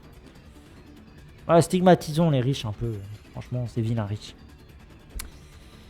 Un premier ensemble de mesures pourrait consister, à coût constant, à mieux cibler les mesures sur un nombre plus restreint de quartiers défavorisés où le taux d'emploi des jeunes est plus faible. Une autre série de mesures pourrait favoriser la mobilité géographique des personnes en difficulté de manière à pallier le déséquilibre du marché du travail et de lutter contre la pauvreté. Par conséquent, ces personnes sont généralement peu mobiles, c'est vrai, donc peinent à accéder à des bassins d'emploi dynamiques, c'est vrai, alors que l'effet de la mobilité sur le niveau de vie de ces publics est particulièrement bénéfique.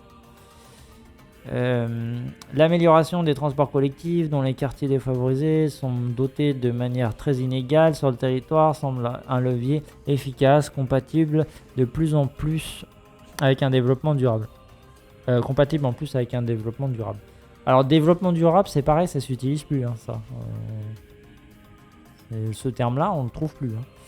Hein. Des aides pour obtenir le permis de conduire pourraient être aussi renforcées. Voilà, parce que ça coûte cher un permis de conduire, ça a bien augmenté. En plus, c'est pareil, les barrières d'obtention à ce truc-là sont de plus en plus élevées. Donc, bon.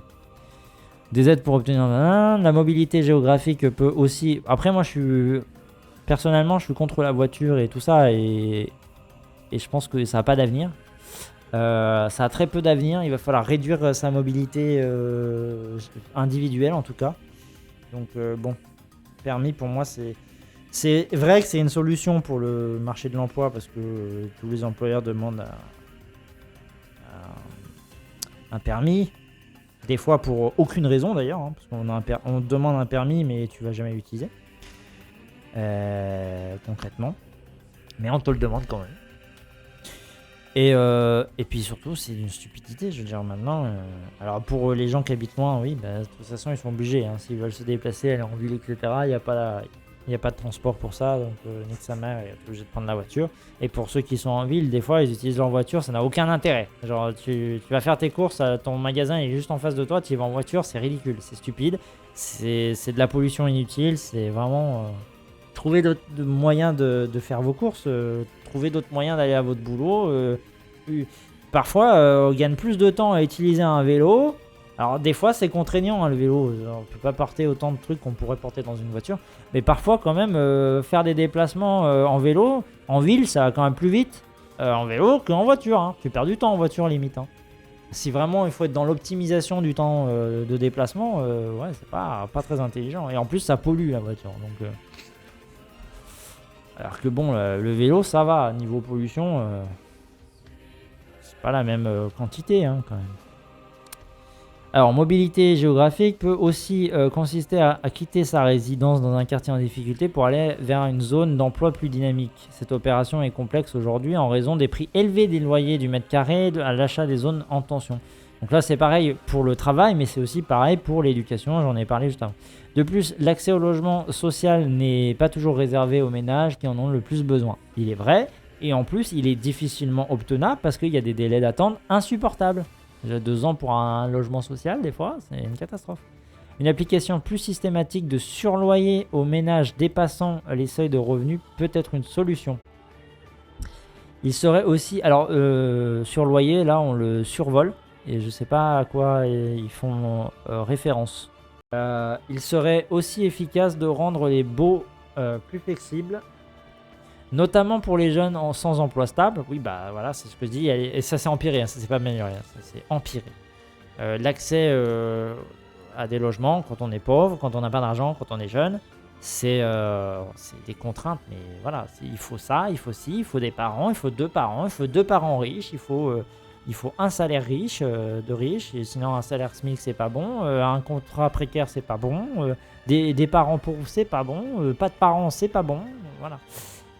Donc oui, ça serait bien, ouais. Donc des baux plus flexibles, notamment pour les jeunes sans emploi stable et même avec emploi stable, de manière à favoriser la flexibilité du parc locatif. Un droit au logement transférable d'une commune à l'autre favoriserait aussi la mobilité. Un droit au logement transférable d'une commune à l'autre. C'est intéressant ce truc-là, là, mais je vois pas comment on le met en concret. Moi, je me dis, j'ai un logement là, je paye déjà mon loyer pour ce logement-là, je fais comment pour transférer mon droit au logement ici, là-bas? Ça serait... Ouais. Le concept est intéressant, mais... ça, là, transférer ce droit au logement... Ok. Alors, ça favoriserait aussi la mobilité, ainsi que toutes les mesures luttant contre la discrimination de l'accès au logement. En attendant une amélioration de la mobilité géographique des personnes au chômage dans des quartiers défavorisés, d'autres actions peuvent être menées de manière à les aider à trouver un emploi stable, un emploi là où ils vivent et pas très loin. L'initiative Sans chance, sans emploi, créée en 2004, s'inscrit dans ce cadre. Donc le TESENA au Montcel 2017. Elle consiste à miser sur les acteurs locaux, des bassins d'emploi publics ou privés, sur la connaissance du terrain, des vrais besoins des entreprises qu'elle mobilise pour accompagner, guider vers l'emploi des jeunes, tout niveau et réellement motivés. L'objectif est de permettre à des jeunes de moins de 30 ans de trouver un emploi ou une formation qualifiante. La méthode consiste tout d'abord à repérer en amont les jeunes particulièrement éloignés de l'emploi, puis à les sélectionner en groupe qui pourra évoluer ensemble dans le cadre d'une semaine de travail, puis plus tard rester en relation. Le groupe est alors encadré par un coach à plein temps et le pilote entreprise responsable de la dynamique entrepreneuriale locale. Durant la semaine de travail, les jeunes vont notamment être confrontés à des simulations d'entretien, à rencontrer des cadres d'entreprise dans leur but de formation à un projet professionnel, acquérir des savoir-être utiles au moment de l'entretien de l'embauche. L'idée est de redonner à ces jeunes l'estime d'eux-mêmes, de leur permettre d'accéder à un réseau de professionnels et d'acquérir une méthode de recherche d'emploi efficace. La dernière étape est celle lors de laquelle les jeunes opèrent efficacement leur insertion professionnelle via des entretiens d'embauche, des missions d'intérim, des stages, tout en continuant à être accompagnés par les représentants d'entreprises participant au dispositif.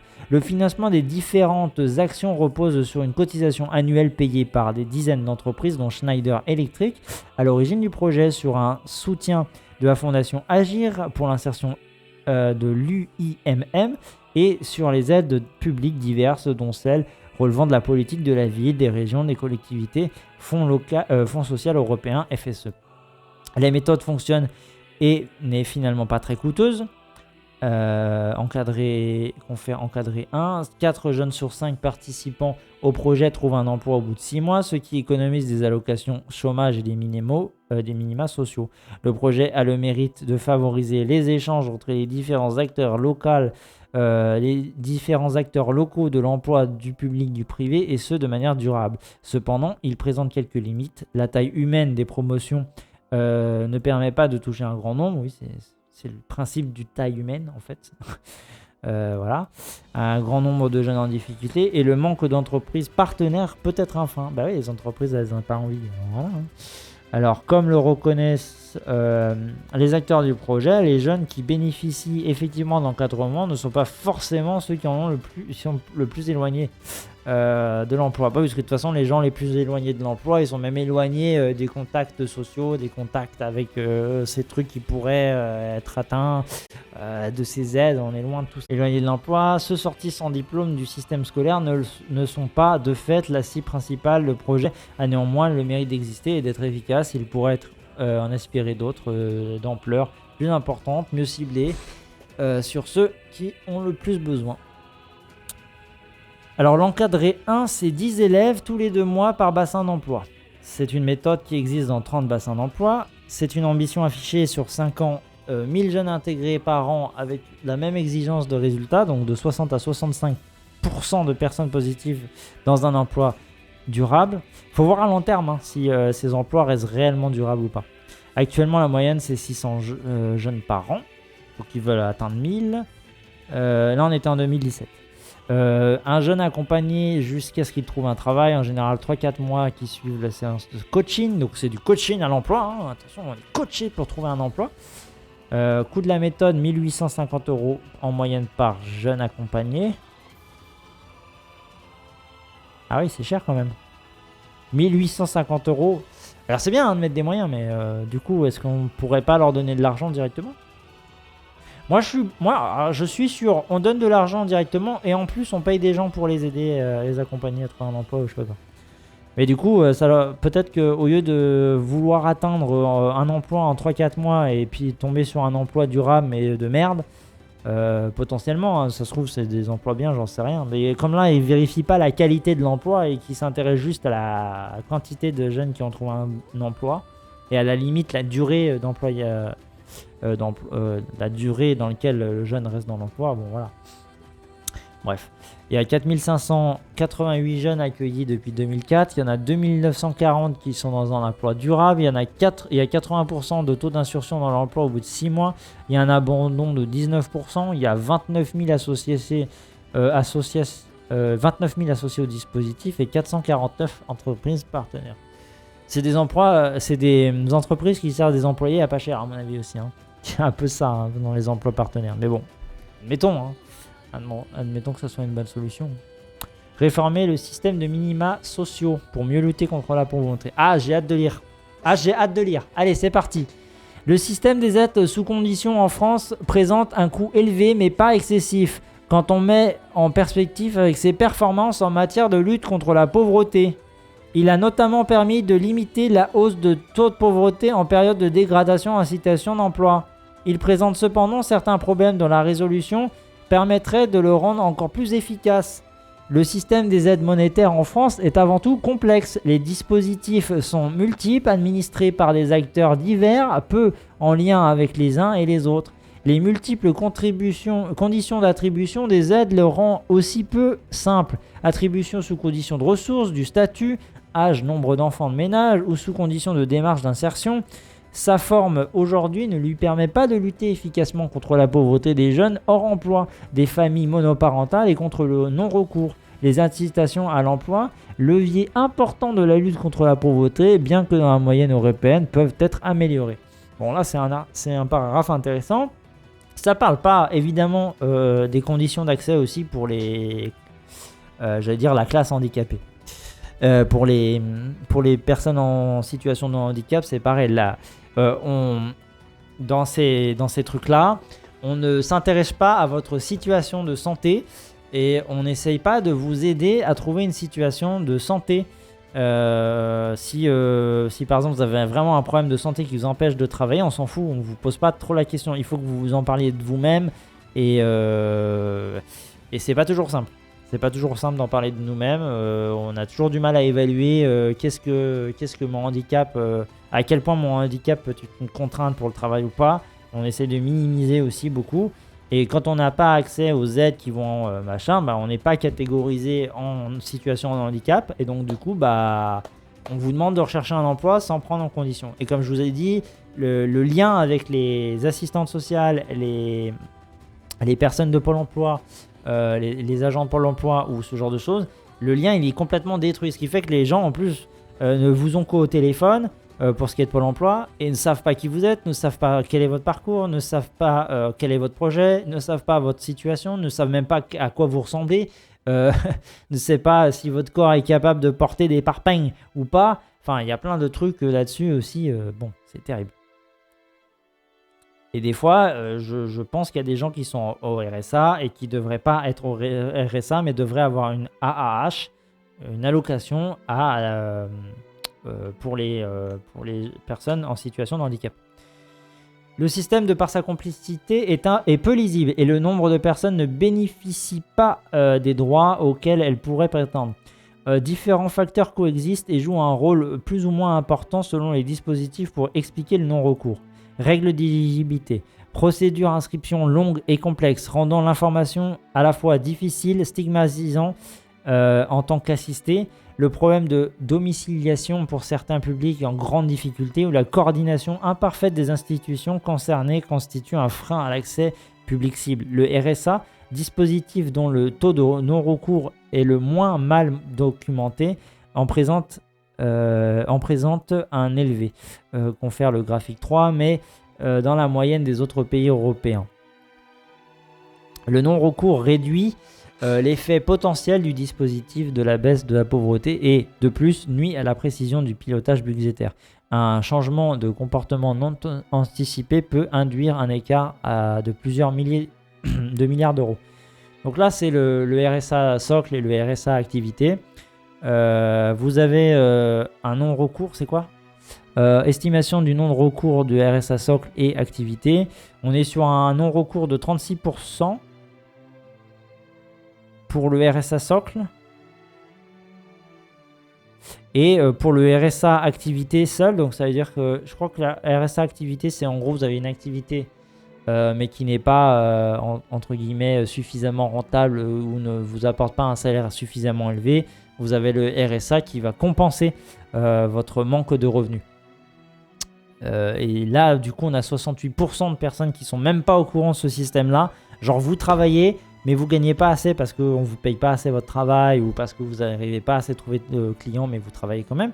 Et ben, ces gens-là ne font même pas le recours du RSA activité qui pourrait compenser le manque de gains et qui permet d'avoir une stabilité financière un peu plus sérieuse, qui permet de se concentrer plus sur améliorer, j'en sais rien moi, à trouver plus de clients, à potentiellement négocier des prix plus élevés pour les produits qui sont créés, j'en sais rien, ou les services qui sont rendus, etc. C'est quand même 68, c'est choquant, hein. Honnêtement c'est choquant. C'est peut-être aussi une des raisons pour lesquelles existe maintenant la prime d'activité, mais la prime d'activité reste très faible et elle n'est importante que si vous avez un niveau de revenu minimum.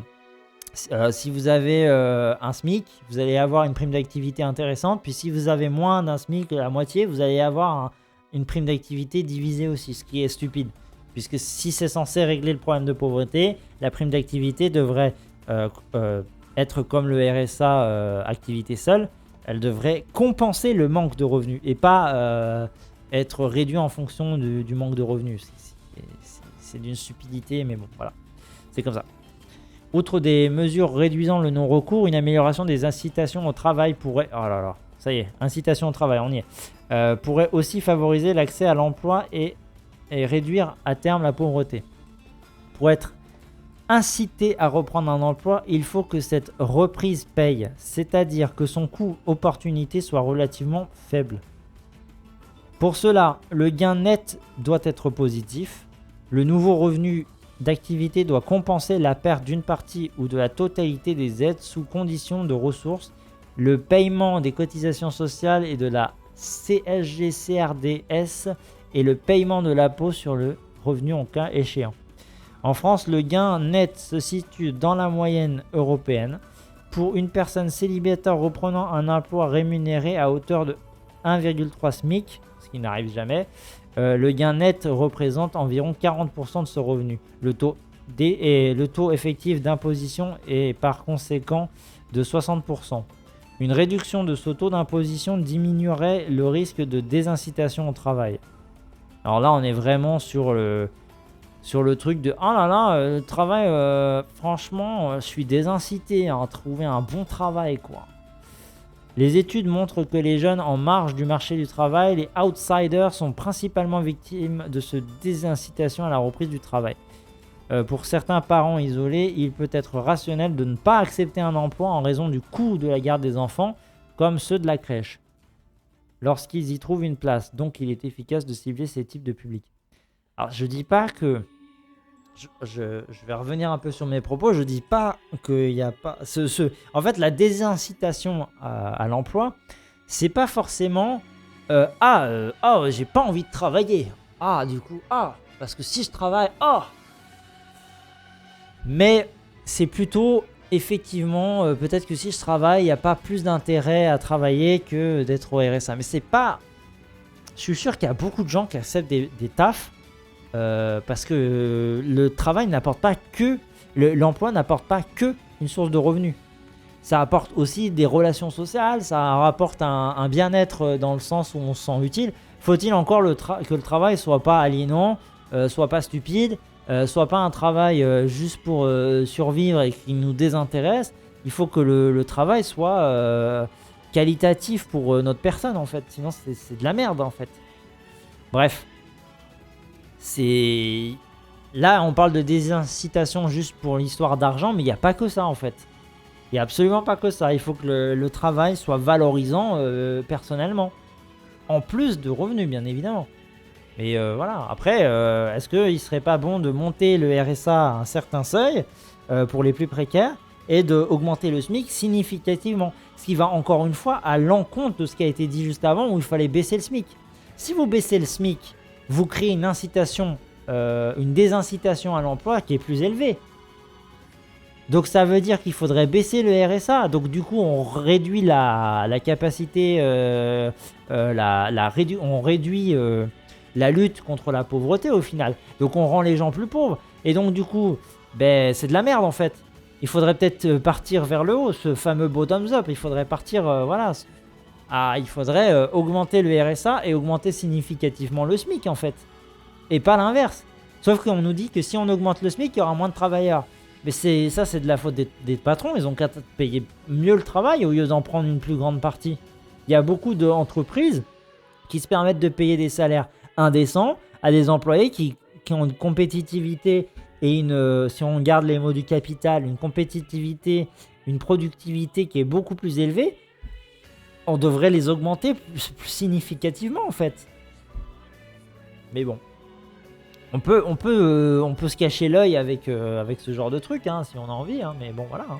Encore une fois, si c'est pour baisser le RSA et monter un peu le SMIC comme justification pour tirer vers le haut l'incitation à l'emploi, si c'est pour rendre les gens plus pauvres, rendre une partie des gens plus pauvres parce qu'eux ils trouvent pas d'emploi, c'est pas terrible hein, comme système, mais bon. À voir. Il y a sûrement des choses à réfléchir par rapport à ce truc-là sans qu'on soit dans la stigmatisation des plus pauvres et d'appauvrir les plus pauvres. Sachant qu'on a vu tout en haut qu'appauvrir les plus pauvres, c'est créer une déflation, c'est créer une perte de PIB. C'est une décroissance, c'est pas bien en fait. Donc il faut trouver... moi il faut... Voilà. Faut revenir à cette histoire de bottom-up, il faut tirer le bas vers le haut et pas à l'inverse. Un certain nombre de mesures peut être pris pour pallier ces deux principaux problèmes que sont le taux élevé du non-recours et la désincitation au travail. Pour le Conseil d'analyse économique, CAE, il est nécessaire d'aller vers un système garantissant mieux l'accès à un revenu de base avec un versement automatique quand les ressources tombent sous un seuil d'éligibilité. Une prise en compte des besoins spécifiques. Alors là, on est sur un revenu de base plutôt qu'un RSA qui serait automatique par rapport à notre revenu. Ouais. Pourquoi pas, hein, mais sinon, pour régler le problème et pas avoir d'enfer administratif et de surveillance de compte, etc., on peut donner un revenu de base à tout le monde. Hein. Voilà. Un plancher pour tout le monde. Ça évite qu'il y ait de la pauvreté et voilà. Tout le monde a de l'argent, les plus pauvres peuvent consommer et survivre correctement, un minimum. Et s'ils trouvent un travail, en plus, ils auront la chance de doubler leur salaire, par exemple. Oui. Ou au moins d'augmenter de 50% leur revenu. Parce que ce qui serait intéressant avec un revenu de base ou un salaire à vie, c'est de donner, par exemple, un plancher, comme j'ai dit, à tout le monde. Mais si vous trouvez un emploi... par exemple, vous doublez votre salaire brut et vous payez 50% d'impôts, par exemple. Mais ça veut dire que vous avez votre salaire de base ou revenu de base, vous avez la moitié du salaire là où vous êtes employé. Donc par exemple, si vous gagnez, comme j'ai dit, le double, donc, par exemple, on donne 1500, le travail donne 1500, sur les 1500, on vous prélève 750. Il vous reste 150, ça fait 1500 plus 750, vous êtes à 2250 euros par mois si vous travaillez. Et donc là, vous avez une incitation forte en fait, concrètement. Parce que vous travaillez, vous gagnez quand même 50% de plus. C'est pas rien, 50% de plus. Et en plus de ça, vous payez un impôt qui permet de financer d'autres trucs. Et pour les plus riches, ils ont toujours leur revenu de base. Et ils touchent par exemple 10 000 euros par an avec leur travail. Ils vont payer 5 000 euros, certes. Mais avec ces 5 000 euros payés, ils financent 4 revenus de base. Et eux, ils touchent le leur. Donc ils en financent finalement que 3. Mais c'est intéressant déjà 3. Et ça veut dire que eux ils touchent 5000. Après, il faut voir, peut-être qu'on pourrait les imposer plus. Hein. Quand tu touches 10 000 euros par an, c'est pas rien. Hein. C'est pas 3 connards. Mais en tout cas, si déjà c'était à 50%, ça veut dire 50%. Ils ont toujours 5000 euros plus les 1500 de base. Je sais plus combien j'avais dit. 1500 de base. 1200. Bref, vous avez compris l'idée. Un certain nombre de mesures peuvent être prises pour pallier nanana, CAE, je sais pas quoi. Il est nécessaire d'aller vers un système garantissant mieux l'accès à un revenu de base, on a lu. Automatique, qui est une prise en compte des besoins spécifiques, handicap, vieillesse, etc. C'est pareil, avec un revenu minimum. Pour ceux qui ont les plus de difficultés à obtenir des aides pour le handicap, pour le vieillissement, etc., ils auront de toute façon un truc de base. Et après, s'il y a des aides spécifiques, il faudrait que ça soit en plus. C'est-à-dire que vous avez votre revenu de base qui vous permet de vivre, peu importe vos problèmes, si vous n'avez pas de travail, si vous êtes handicapé, si vous êtes vieux, si vous êtes... voilà. Vous avez ça. Et après, en plus de ça, ça vous laisse du coup de la respiration, de la survie, et ça vous permet d'aller vous renseigner si vous avez des problèmes de santé, de voir si vous avez le droit à un truc de handicap sans être lésé, sans avoir le risque de vous retrouver en pauvreté. Parce que tant que vous n'avez pas votre revenu d'AAH quand vous êtes handicapé, vous êtes dans la merde en fait, vous avez rien. Ou alors si vous avez de la chance, vous avez le RSA. Et si vous avez le RSA, ça a déjà été chiant à faire et en plus au quotidien c'est compliqué. Alors se taper en plus les dossiers pour l'AAH, merci hein, vraiment. Alors qu'avec un revenu stable tout de suite, au moins, on peut pas sombrer dans la misère, au moins pendant le temps de recherche de l'AAH, qui serait complémentaire à ce truc-là. Je sais pas, par exemple, vous avez votre revenu de base de 1500 ou 1250, je sais plus combien j'avais dit, et si par exemple vous avez besoin d'un truc spécifique parce que vous avez un handicap, eh ben on calcule combien vous avez besoin pour votre handicap précisément. Là, du coup, il y a une administration, il y a un temps, il y a une lenteur. Mais pendant la lenteur, vous n'êtes pas dans la misère. Et en plus, on vous calcule un droit spécifique supplémentaire par la suite. Ça peut être 500 euros si vous avez besoin de voir un psychologue tous les mois. Et puis, vous payez, je ne sais pas quel truc, si vous avez besoin d'une chaise roulante, si vous avez besoin des cannes, si vous avez besoin de j'en sais rien, peu importe. Bref. Une ouverture large, notamment aux jeunes de 18-24 ans. Voilà, donc ça, on a essayé cette année, c'est pas passé, c'est toujours pas passé. Donc bon, voilà. Un revenu garanti aux jeunes, il serait temps, parce qu'il y a une pauvreté chez la jeunesse qui est terrible. Absolument terrible.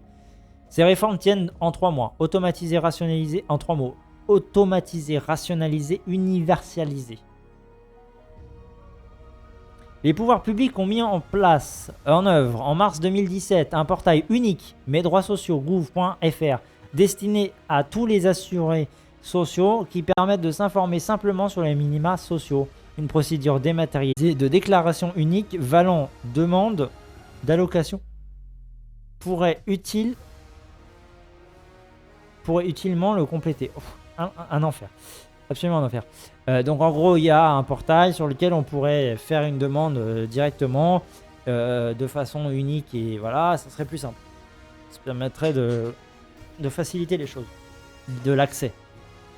Concrètement, une déclaration de demande d'aide sociale pré-remplie, centralisant les infos des administrations concernées, Pôle emploi, CAF, Direction générale des finances publiques, serait mise à disposition aux usagers. Alors ça, c'est pratique pour faire leurs statistiques et leurs machins à la con, mais ça serait bien aussi de ne pas s'intéresser à ça. Dans le cadre d'un salaire à vie, on se bat les couilles de votre statut, de si vous êtes à la CAF, à Pôle emploi, si vous êtes en recherche d'emploi, si vous êtes en galère financière, je sais pas quoi. Vous avez un revenu, peu importe, et on fouille pas dans votre vie privée non plus. Et après, s'il y a un truc spécifique pour le chômage, il y a le chômage en plus. Et là, à partir de là, ouais, mais sur le revenu de base, sur le salaire de base, vous n'avez pas à justifier de tel ou tel truc, et de machin. Même sur du pré-rempli, un pré-rempli c'est bien, c'est facile, c'est pratique, mais ça veut dire qu'on a toutes les infos sur votre personne, quoi. C'est pas non plus bon. Surtout numériquement et tout ça, ça pose des problèmes hein, maintenant. D'avoir autant de fichiers avec autant d'infos sur les gens. Bref. Donc serait mise à disposition des usagers. Après confirmation de la demande par les bénéficiaires potentiels, les aides pourraient être versées automatiquement de manière à limiter le non-recours et par conséquent le taux de l'intensité de pauvreté. Une plus grande visibilité budgétaire serait de plus conséquences appréciables pour les administrations publiques. Les contreparties, comme la participation à un programme d'insertion pour le RSA sans emploi, seraient maintenues. Et bien ça, il faut y virer. Voilà, un truc, une contrepartie où tu dois signer un truc pour dire oui, je suis en insertion, je suis en recherche d'emploi, je suis votre maître, je suis votre serviteur, je ferai tout ce que vous voulez, je travaillerai où vous voulez, c'est pas possible.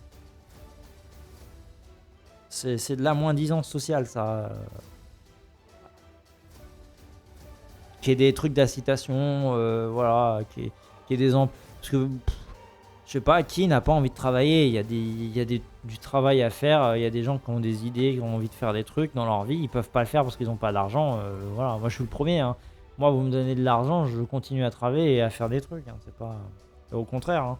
Franchement, au contraire. Hein. Parce que j'ai de l'argent à investir dans des trucs. Ça veut dire que j'investis de l'argent qui me permet de faire des trucs de meilleure qualité ou faire plus de trucs ou j'en sais rien, ou de même carrément payer un mec pour m'aider à faire des trucs, pour faire plus de trucs, vous voyez ce que je veux dire. Alors que là, on est dans la moins-disance, on fait un travail comme on peut avec le peu qu'on a, du coup c'est une qualité en moins, quoi. C'est peut-être même une quantité en moins, vous voyez ce que je veux dire.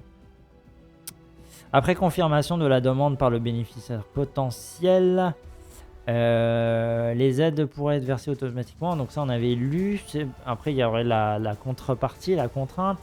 L'ensemble des minima sociaux gagnerait aussi en visibilité à être remplacé par un revenu de base unique sous condition de ressources. Moi je serais sans condition de ressources. Dans un système automatisé, la distinction entre RSA et prime d'activité, la PA qui remplace depuis 2016 le RSA activité. Donc le RSA activité, c'est la prime d'activité, d'accord. Donc ça a été viré, c'est la prime d'activité maintenant. Et bien la prime d'activité, pour moi, c'est de la merde.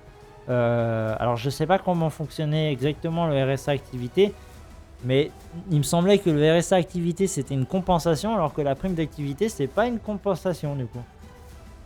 Mais je crois que la compensation, elle vient sur le RSA en général. Maintenant, il y a plus histoire de RSA socle, je sais pas quoi, de souvenirs.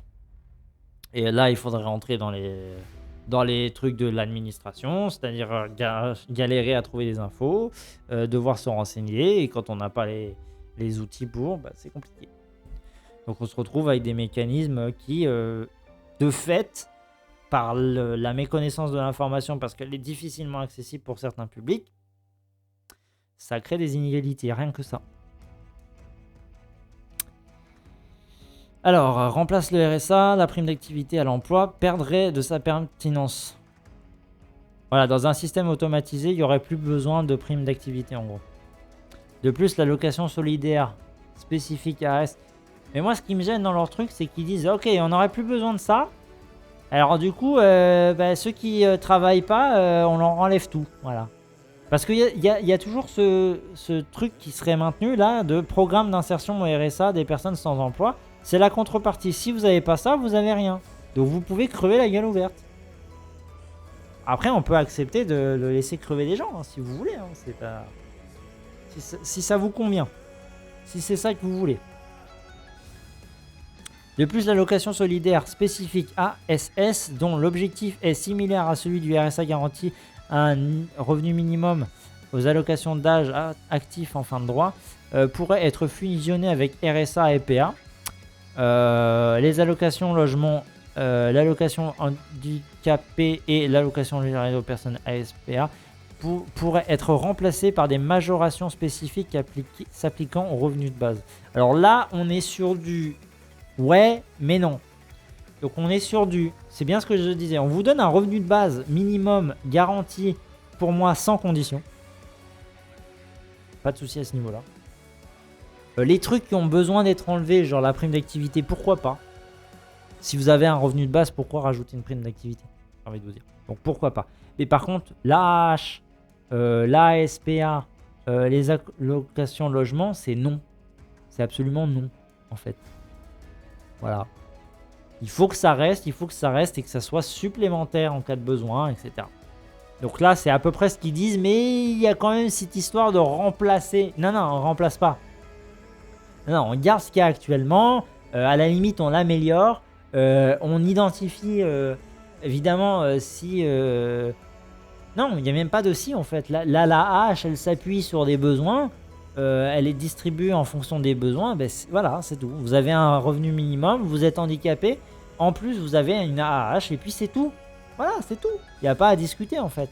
Et il n'y a pas, oh, je vais te donner 50 balles pour la AAH pour payer ta chaise roulante ou tes médicaments ou ton psy ou ton médecin. Non. On donne une vraie AAH parce que ça veut dire que eux, comparé à un travailleur, ils peuvent pas travailler comme un travailleur, donc ils doivent être compensés de la différence en fait.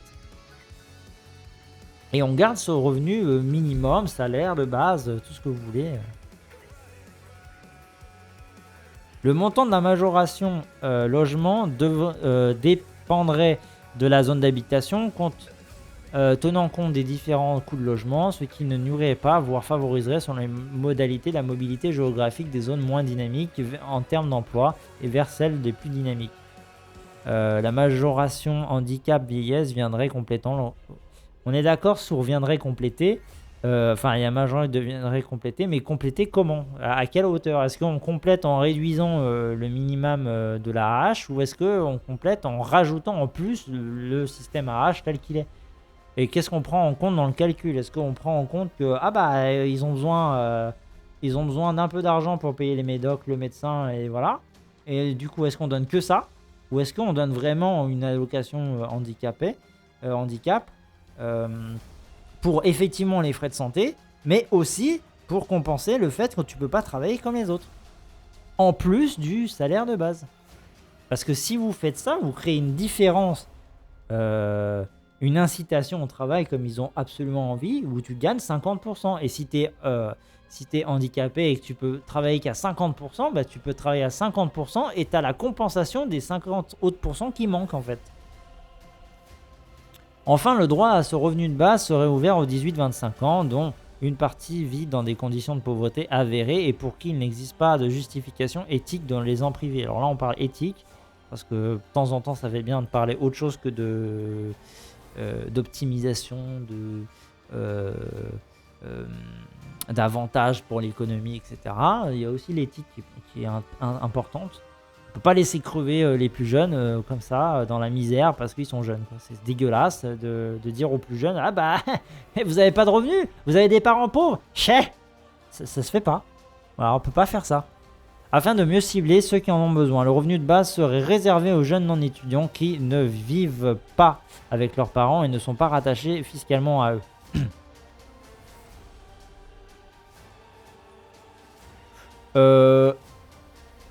Alors vous enlevez cette phrase là, voilà.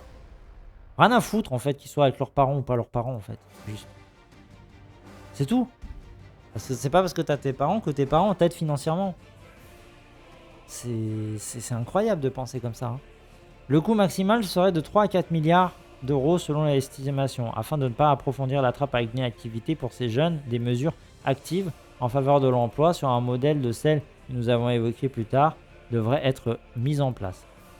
Allez, on arrive à la fin. Une politique nécessaire multidimensionnelle. La pauvreté, phénomène multidimensionnel, nécessite une politique forcément multidimensionnelle pour être endiguée. Nous avons choisi de présenter quelques propositions de réforme émanant de travaux divers sur le sujet. Celles-ci ne remettent pas en cause le système existant, mais tentent de l'améliorer dans une logique résolument incrémentale.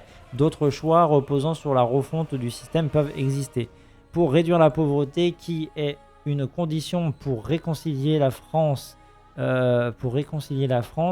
Il faut donc intervenir sur de multiples fronts. Tout d'abord, le pays doit créer les conditions en amont pour éviter à un maximum de personnes de verser dans la pauvreté. Il faut pour cela agir dès l'école primaire pour permettre à un maximum de jeunes de réussir leur scolarité. Pour ceux qui travaillent, pour ceux qui échouent, mettre en œuvre des actions leur permettant de s'insérer durablement sur le marché du travail. Pour ceux qui feraient néanmoins face à la pauvreté des réformes en aval, des minima sociaux permettent de limiter le non-recours aux aides incitant à la reprise pourraient complémenter le dispositif de lutte. Bon, on a noté quelques points qui n'étaient pas terribles, quelques points qui étaient plutôt contradictoires avec l'esprit de base. On a noté des points intéressants, des points à mon avis importants sur lesquels il faudrait quand même ajuster pour que ça soit encore mieux à mon avis. Et je rappelle, je voulais revenir ça, et je rappelle que, in fine, si on reste dans le cadre du capitalisme, de la productivité, de l'augmentation du PIB, faire ces choix-là, c'est augmenter le PIB. Le but est de réduire la pauvreté et d'augmenter le PIB en même temps, plutôt que de donner de l'argent aux plus riches et de faire baisser le PIB comme on l'a vu. Alors la baisse, elle est a priori minime, elle est 0,08 si on donne à des riches. À mon avis, elle est plus, si vous voulez mon avis, mais bon. Parce que là, de plus en plus, les riches, ils aiment bien aller défiscaliser et tout ça, et ils financent pas le pays, ces connards. Alors que les pauvres, de toute façon, ils n'ont pas le choix que de dépenser de l'argent en France. Donc voilà. Et ils en ont pas, donc ils vont dépenser, alors que les riches, ils ont déjà suffisamment, voire trop, et ils vont pas dépenser à part acheter un truc à la con qui vaut très cher, un yacht, voilà. Et en plus, ça pollue, les yachts, c'est la mort, enfin bref. Donc le but, c'est d'augmenter la croissance dans ce rapport-là, en tout cas, et ça permet de lutter contre la pauvreté. Donc moi, j'y vais à fond. Moi, je mets les deux pieds dans le plat, là.